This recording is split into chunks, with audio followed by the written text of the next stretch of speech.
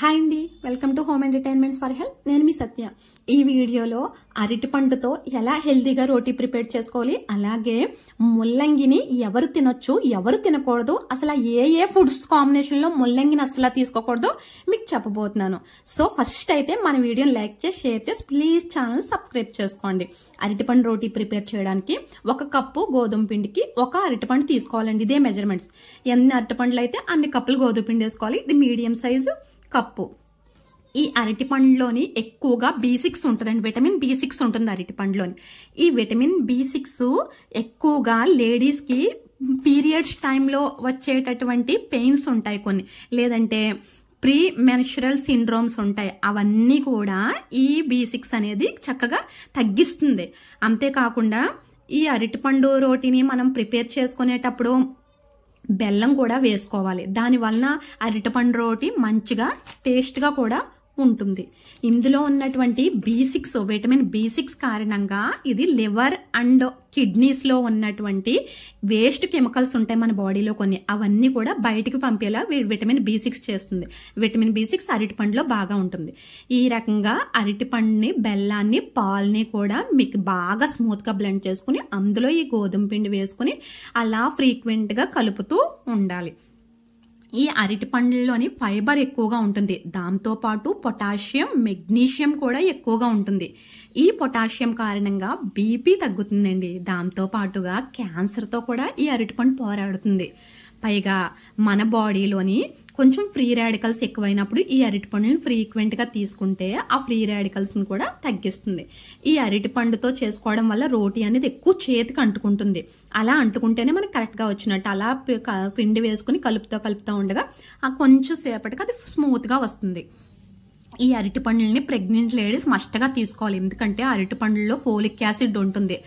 కడుపులో బిడ్డ బాగా ఎదగడానికి ఈ ఫోలిక్ యాసిడ్ బాగా యూజ్ అవుతుంది. సో ప్రెగ్నెంట్ లేడీస్ మార్నింగ్ ఒకటి, ఈవినింగ్ ఒకటి తీసుకున్నా చాలా బాగుంటుంది. అయితే మనం ఇది బ్లెండ్ చేసుకునేటప్పుడు అరటిపండుని, పాలు, బెల్లాన్ని బ్లెండ్ చేసుకునేటప్పుడు సరిగా బ్లెండ్ చేసుకుపోతే ఈ రకంగా చిన్న చిన్న పీసెస్ ఉంటాయి. వాటిని ఈ రకంగా ఫస్ట్ తీసుకోవచ్చు, లేదంటే అలా ఉంచేసుకున్నా పర్వాలేదు. డైలీ మనం 1 అరటిపండును తీసుకోవడం వలన మన బాడీలో సెరోటోనిన్ అనే హార్మోన్ రిలీజ్ అవుతుందండి. ఆ సెరోటోనిన్ హార్మోన్ రిలీజ్ అవ్వడం వల్లనే మనం డే అంతా యాక్టివ్గా ఉంటాం. ఇంకా మనం స్ట్రెస్ లేకుండా హ్యాపీగా కూడా ఉండగలుగుతాము. చూసారు కదా, ఇది 1 అవర్ 1.5 అవర్ తర్వాత ఇలా స్మూత్గా రెడీ అవుతుంది. అది చేతికి అంటుకుంటుందని చెప్తున్నాను కదండి. కొంచెం పిండి వేసుకుంటూ, కొద్దిగా పిండి వేసుకుంటూ చపాతీలు ఒత్తుకుంటే మనకి అరటిపండు రోటీ రెడీ అయిపోతుంది. థిక్నెస్ కూడా ఇలా ఉంటేనే అరటిపండు రోటీ అనేది బాగుంటుంది. ఇందులో మనం ఎలాంటి బటర్ కానీ, ఆయిల్ కానీ, నెయ్యి కానీ ఏమి యూజ్ చేయలేదు. అయినా కూడా చపాతీ చాలా స్మూత్ గా వస్తుందండి అరటిపండు చపాతీ. ఈ అరటిపండులో ఉన్న ఫైబర్ కారణంగా మనకు కాన్స్టిపేషన్ అనేది కంప్లీట్ గా పోతుందండి. ఎవరికైతే మలబద్ధకం ఉంటుందో వాళ్ళు డైలీ 2-3 అరటిపండ్లు తింటే కంప్లీట్ గా కాన్స్టిపేషన్ ప్రాబ్లం తగ్గిపోతుంది. పైగా మన డైజెస్టివ్ సిస్టంలో ఉన్నటువంటి వేస్టేజ్ అంతా కూడా ఈ అరటిపండులను తింటేనే మనకి బయటికి పంపేస్తుందండి. అయితే బాగా పండిన అరటిపండులని షుగర్ పేషెంట్స్ మాత్రం అస్సలు తినొద్దు, అస్సలు తినకూడదండి. అంతేకాకుండా ఈ అరటిపండులను మనం డైలీ తీసుకోవడం వలన జిమ్ చేసేవారికి, పొలాల్లో పనిచేసేవారికి, ఎక్కువగా వర్క్ ఉన్నటువంటి హౌస్ వైఫ్స్ కి మజిల్ పెయిన్స్ అవి వస్తూ ఉంటాయి. అవన్నీ కూడా ఈ అరటిపండులు తీసుకోవడం వల్ల కంప్లీట్ గా తగ్గుతాయి. చూసారు కదా, రోటీ మొత్తం ఫ్రై అయిన తర్వాత అప్పుడు నెయ్యి కానీ, నూనె కానీ వేసుకోవాలని గ్యాస్ ఆఫ్ చేసి అప్పుడే రోటీ టేస్ట్ గా ఉంటుంది. మనకి అది హెల్దీ కూడా. చూసారు కదా అరటిపండులో ఉన్న బెనిఫిట్స్ అన్నిని. సో తప్పకుండా మీరు అరటిపండులు డైలీ తీసుకోండి. ఇలా అరటిపండులను రోటీలో చేసుకోవడం వల్ల గోధుమ పిండిలో ఉండే గ్లూటెన్ కంటెంట్ కూడా మన బాడీకి తక్కువగా వెళ్తుంది. ఈ రకంగా పెరుగు సలాడ్ తీసుకుని ఈ రోటీకి మంచి కాంబినేషన్ గా కూడా ఉంటుంది. పైగా హెల్దీ కూడా. నెక్స్ట్ మన రోటీ ముల్లంగి రోటీ. ఎక్కువగా ఈ ముల్లంగి రోటీ గురించి మనం చెప్పుకోవాలంటే ఫస్ట్ ముల్లంగిలో ఉన్న హెల్త్ బెనిఫిట్స్ చెప్పాలండి. ఈ ముల్లంగిలో మీకు కనిపిస్తున్న ఆకులు ఉన్నాయి కదా, ఈ ఆకుల రసాన్ని తాగొచ్చు, లేదంటే ముల్లంగి రసాన్ని కూడా తీసుకోవడం వలన కామెర్లు అనే వ్యాధి అనేది తగ్గుముఖం పడుతుంది.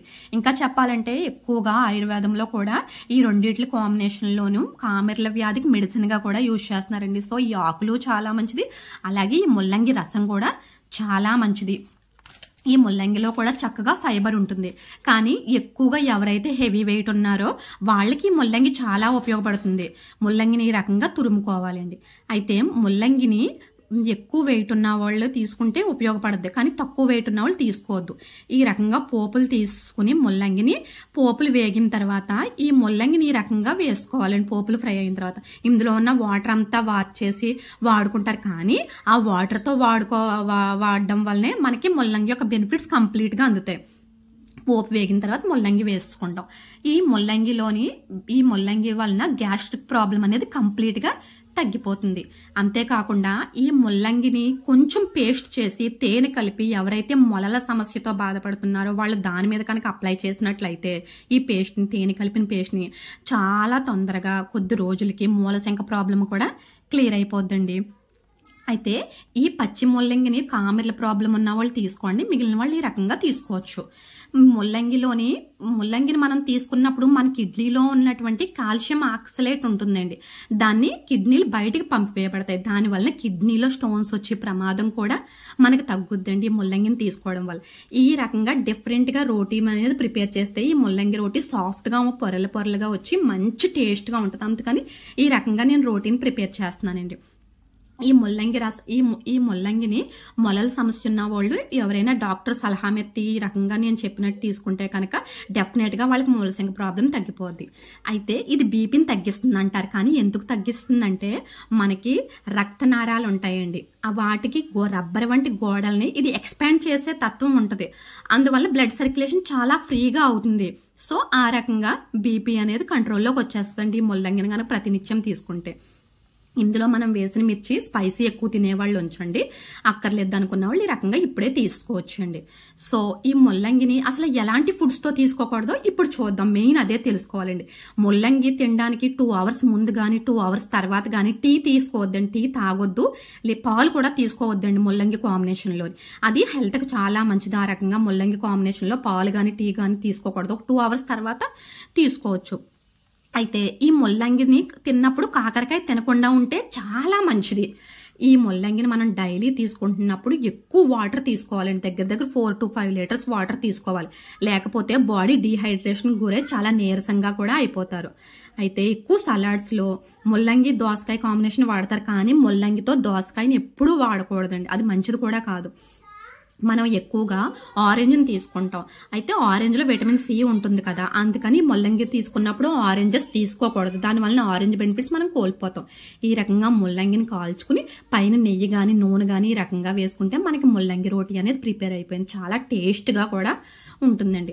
అయితే లో బీపీ ఉన్న వాళ్ళు మాత్రం ఈ ముల్లంగిని అస్సలు తీసుకోవద్దండి, అది వాళ్ళ ఆరోగ్యానికి కూడా మంచిది కాదు. సో చూసారు కదండి ఈ ముల్లంగిని.